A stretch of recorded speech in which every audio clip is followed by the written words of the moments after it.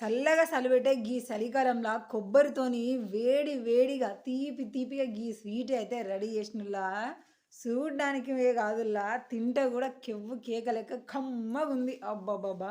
Ready చేసినాక మా ఆయనకి ఇట్లా రుచి చూడు అని తినిపిస్తే తింటుండు మళ్ళా పెట్టు, మళ్ళా పెట్టు, మళ్ళా పెట్టు అంటూనే ఉన్నాడు. జర్రంతా వీడియోని లైక్ చేసి అకౌంట్‌ని ఫాలో అవ్వడం మర్చిపోకండి. మా ప్రియమైన ఫాలోవర్స్ అందరికీ కూడా ఇదొక నా విజ్ఞప్తి.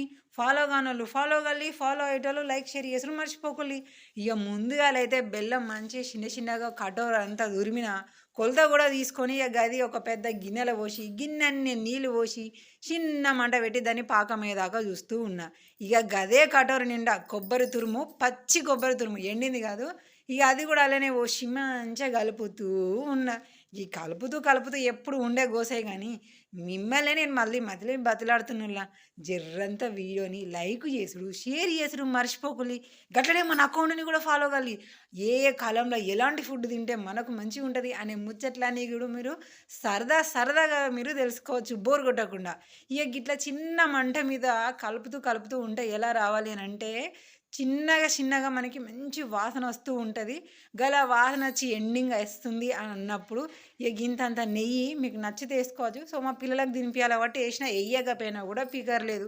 వేసిన తర్వాత ఇంతంత ఇలాచీ పొడి మాత్రం వేయిల్లుల్లో ఇక అక్కడక్కడ ఇక మా ఆయనకు కూడా కనబడాలి కదా అనేసి ఆ పొట్టు కూడా వేసిన. ఎందుకంటే వేసినా అన్నట్టు మా ఆయనకు తెలియదు కదా, అందుకోసమే వేసి చిన్నగా మెల్లగా కలుపుతూ ఉన్నా. ఇక గింతే, ఇంతకు మించి ఈ స్వీట్ని మనం ఏం చేయాల్సిన అవసరం లేదు. అవును, ఇంకేం అవసరం లేదు. ఇట్లనే వేడి వేడి తినం అనుకోండి ఈ చలికాలం ఒక టేస్ట్ ఉంటుంది. కానీ స్వీట్ని మనం ఆస్వాదించాలంటే కొంచెం చల్లారాలి. ఆ చల్లారాలంటే ఇంకొక గిన్నె తీసుకొని నెయ్యి రాసి ఆ స్వీట్ అంతా ఇలా వేయాలి.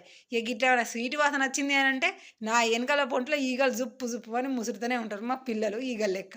ఇక ఇంకొక గిన్నెలో తీసుకొని దాన్ని సమానంగాని ఇది చల్లరదాకా వెయిట్ చేసిన తర్వాత ఇక నేను మర్చిపోయినా మళ్ళీ నేను. అందుకనే పొద్దుగాల అయినాక మా ఆయన ఒక వాసన వచ్చిందో లేదు నేనేదో వేసినట్టున్నవే అని అనుడితోనే గుర్తుకొచ్చగా అది తినిపిస్తూ ఉంటే ఇక మళ్ళీ ఇంకింత తినిపి అని ఆ టిఫిన్ అయ్యేలోపు అదే టిఫిన్ లెక్క మొత్తం కూడా తినేసిండు. తక్కువ టైంలో పిల్లలకి ఆరోగ్యకరంగా ఉండే విధంగా తక్కువ ఖర్చుతోని కూడా ఈ విధంగా సింపుల్గా మనము కొబ్బరి బెల్లంతో కలిపిన స్వీట్ అనేది రెడీ చేసుకొని హాయిగా తినచ్చు. టేస్ట్ మాత్రం ముల్లా ఎంత కమ్మ ఉంది అని అంటే సూపర్గా ఉంది. కాకపోతే ఇక మన గురించి తెలుసు కదా, అంత పొద్దున్నే స్వీట్ తినలేము కాబట్టి నేను తిన్న చూపించలే. కానీ దాని తర్వాత మాత్రము సూపర్గా అంటే సూపర్గా ఉంది. మా పిల్లలు అయితే మాత్రం మస్తు ఎంజాయ్ చేసుకుంటూ తిన్నారు. ఇక మీరు ట్రై చేస్తారా చేయరా అనేది మీ ఇష్టం.